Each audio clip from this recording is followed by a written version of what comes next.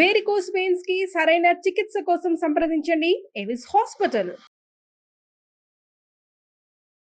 Hello Shafi గారు. Hi Nagaraju గారు. ఇవాళ అమీర్ ఖాన్ గారి డాటర్కి సంబంధించినటువంటి ఒక న్యూస్ బయటికి రావడం జరిగింది. డిప్రెషన్లో ఉంటే మేము ఆ టైంలో అది గుర్తించి జాయింట్ థెరపీ తీసుకుంటున్నాము అనుకున్నటువంటి విషయాన్ని. అక్కడ దాకా వెళ్ళడానికి గల ప్రధాన కారణాలు ఏంటి? జాయింట్ థెరపీకి సంబంధించినటువంటి న్యూస్ ఏంటి అసలు? అంటే అది ఎంతవరకు ఏంటి, ఎందుకు అలా అన్నారు, స్టోరీ బిహైండ్ ఏంటి సార్ అది? చూడండి, ఇక్కడ యాక్చువల్గా అమీర్ ఖాన్ గారు ఇంటర్వ్యూ చూస్తూ తను చెప్పిన విషయం ఏంటంటే, నేను నా కూతురు ఐరా జాయింట్ థెరపీ తీసుకుంటున్నాము అని చెప్పారు. అయితే మరి ఇది ఇంత ఓపెన్గా చెప్పి ఆయన ఏమన్నారంటే, నేను తీసుకున్న జాయింట్ థెరపీ వల్ల చాలా లాభం జరిగింది, రిలేషన్ చాలా బాగా బిల్డ్ అయ్యాయి, సో నేను రికమెండ్ చేస్తున్నాను, ఎవరింట్లో ఉన్న రిలేషన్స్ వీక్గా ఉంటే జాయింట్ థెరపీ తీసుకోండి అని స్ట్రాంగ్ రికమెండ్ చేస్తున్నారు. యాక్చువల్ సిచ్యువేషన్ ఏంటి, అంత అవసరం ఏమొచ్చింది? ఇప్పుడు అమీర్ ఖాన్ గారికి తన కూతురికి ఇంత రిలేషన్ గ్యాప్ ఎందుకు వచ్చింది, అసలు వీళ్ళ మధ్య ఎందుకు డిస్ప్యూట్ వచ్చింది అనేది పరిశీలిస్తే, యాక్చువల్గా ఇప్పుడు అమీర్ ఖాన్ ఇచ్చినటువంటి ఇంటర్వ్యూ కాకుండా తన కూతురు ఐరా గతంలో ఇంటర్వ్యూ ఇచ్చినటువంటి కొన్ని ఇంటర్వ్యూస్ ఉన్నాయి. తను ఆన్ అండ్ ఆఫ్గా తను చెప్పిన కొన్ని పాయింట్స్ మనం గ్యాదర్ చేసి చూస్తే తను చెప్తున్న విషయం ఏంటంటే, తన లైఫ్లో ఈ ట్రామా రావడానికి, ఈ డిప్రెషన్ రావడానికి సో మెయిన్ రీజన్ ఏంటి అంటే, వాళ్ళ అమ్మా నాన్న అంటే అమీర్ ఖాన్ మరియు అమీర్ ఖాన్కి ఫస్ట్ వైఫ్ డైవర్స్ ఏదైతే తీసుకున్నారో అది చాలా బలమైన ఇంపాక్ట్ నా మీద చూపించింది అని చెప్పేసి తను ఓపెన్గా స్టేట్మెంట్ ఇస్తుంది. యాక్చువల్గా ఏం జరిగింది అంటే, ఎప్పుడైతే అమీర్ ఖాన్ మరియు వాళ్ళ ఫస్ట్ వైఫ్ మధ్య డిస్ప్యూట్స్ వచ్చాయో, వాళ్ళిద్దరి మధ్య ఘర్షణ రావడము, ఇంకా మేము కలిసి ఉండలేము అని వాళ్ళు ఏవైతే డిసిషన్స్ తీసుకున్నారో అది చూసి చూసి చూసి ఈ ఐరా చాలా ఎమోషన్ తీసేసుకుంది, తన మీద ఒక పెద్ద ట్రామా వచ్చేసింది. ఎంత ట్రామా అంటే తను చెప్తుంది, నాలో ఉన్న ఫీలింగ్స్ నేను షేర్ చేసుకోవడానికి కూడాను చేసుకోలేకపోయేదాన్ని. అంటే తన ఫీలింగ్స్ ఎవరితో పంచుకోవాలి? అమ్మతో పంచుకోవాలా, లేక నాన్నకి చెప్పుకోవాలా, అమీర్ ఖాన్కి చెప్పుకోవాలా అంటే వాళ్ళు వినే సిచ్యువేషన్ లేరు. ఐరా స్టేట్మెంట్ ఇస్తుంది, నన్ను మా నాన్న అర్థం చేసుకోలేడు, నేను చెప్పి తనకు అర్థం కాదు అని స్టేట్మెంట్ ఇచ్చేస్తుంది. ఎందుకనంటే తను ప్రయత్నం చేస్తుంటుంది, వాళ్ళున్న ఎమోషన్స్లో, వాళ్ళున్న సిచ్యువేషన్లో విని ఉండరు, విన్నాగానే పట్టించుకొని ఉండరు. ఇది బేసిక్గా.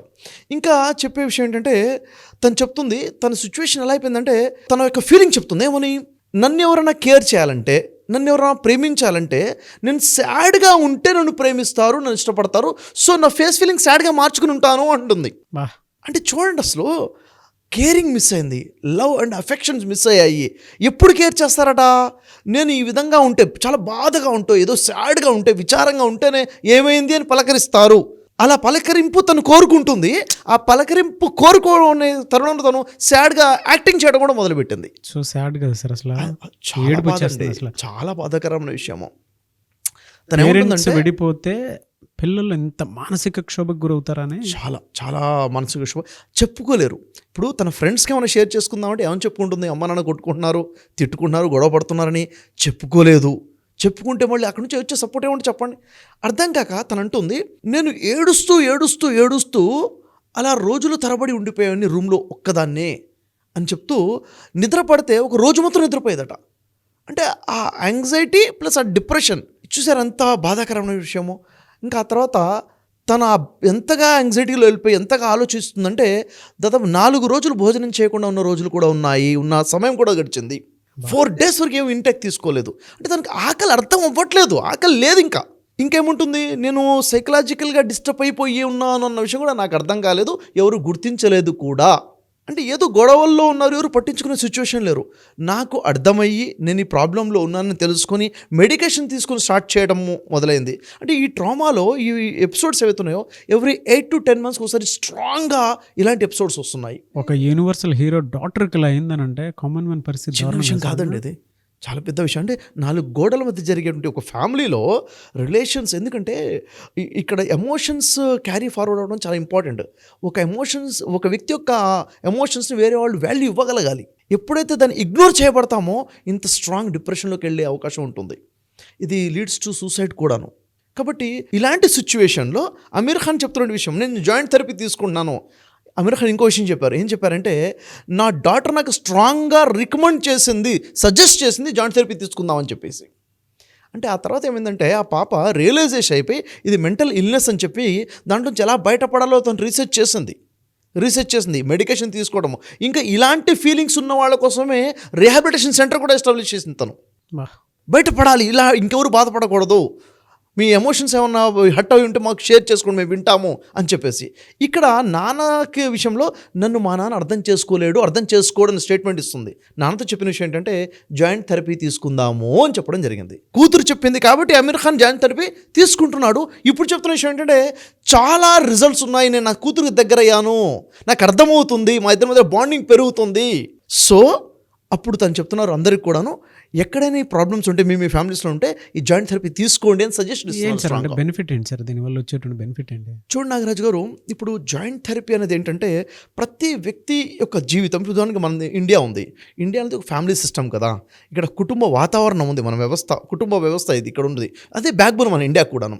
కుటుంబంలో 4-5 కలిసి ఉంటాం. మనం కలిసి ఉన్నప్పుడు ఒకరిని కేర్ చేసుకుంటాం కదా, అవునా లేదా? తల్లిదండ్రులు పిల్లల్ని పట్టించుకుంటారు, పిల్లలు తల్లిదండ్రులు తగ్గట్టుగా ఉంటారు, భార్యాభర్తలు ఒక్కొక్కరిని కేర్ చేసుకుంటారు. దీంట్లో అడ్జస్ట్మెంట్ అనేది ఒకటి ఉంటుంది, కమ్యూనికేషన్ ఒకటి ఉంది, ఒకరిని అర్థం చేసుకునేది ఒకటి ఉంటుంది. ఇది మిస్ అయింది అనుకోండి, అక్కడ గ్యాప్స్, ప్రాబ్లమ్స్ మొదలవుతాయి. పిల్లలకు కూడా ఎమోషనల్ బ్యాలెన్స్ జరుగుతుంది. ఎస్, ఎగ్జాక్ట్లీ కరెక్ట్ చెప్పారు నాగరాజు. చూడండి, జాయింట్ థెరపీ ఎక్కడ అవసరం వస్తుందంటే చాలా సిచ్యువేషన్లో అవసరం వస్తుంది. ఫర్ ఎగ్జాంపుల్ చూడండి, ఒక ఇంట్లో ఒక వ్యక్తి చనిపోయాడు అనుకోండి. చనిపోయినప్పుడు ఆ సిచ్యువేషన్ ఇంట్లో వాళ్ళందరూ కూడాను ఒక రకమైన ట్రామాలోకి వెళ్ళిపోతారు, షాక్ గురైపోయి ఉంటారు. అలాంటి సిచ్యువేషన్లో అక్కడ ఒకళ్ళ మీద ఒకళ్ళు నిందలు మోపుకునే సిచ్యువేషన్ కూడా వస్తుంది. ఎందుకంటే నెక్స్ట్ వాట్, ఒక వ్యక్తి చనిపోయాడంటే ఆస్తి విషయాలు ఉంటాయి, రకరకాల విషయాలు ఉంటాయి. ఆ సిచ్యువేషన్లో వాళ్ళ కమ్యూనికేషన్ గ్యాప్ రాకుండా ఉండే విధంగా జాయింట్ థెరపీ అనేది బలంగా ఉపయోగపడుతుంది. మొదటి విషయం. ఇంకొక విషయం ఏంటంటే చూసుకుంటే, ఇక్కడ తల్లిదండ్రులు గొడవ పడుతున్నారు అనుకోండి, తల్లిదండ్రులు గొడవ పడుతుంటే దాని ఇంపాక్ట్ పిల్లల మీద ఎలా ఉంటుంది, చాలా ఎక్కువ ప్రభావం ఉంటుంది. వాళ్ళు వెళ్ళి ఎవరికి చెప్పుకుంటారు చెప్పండి? వినే సిచ్యువేషన్లో అమ్మా నాన్న లేరు, బయట చెప్పుకునే పరిస్థితి ఉండదు.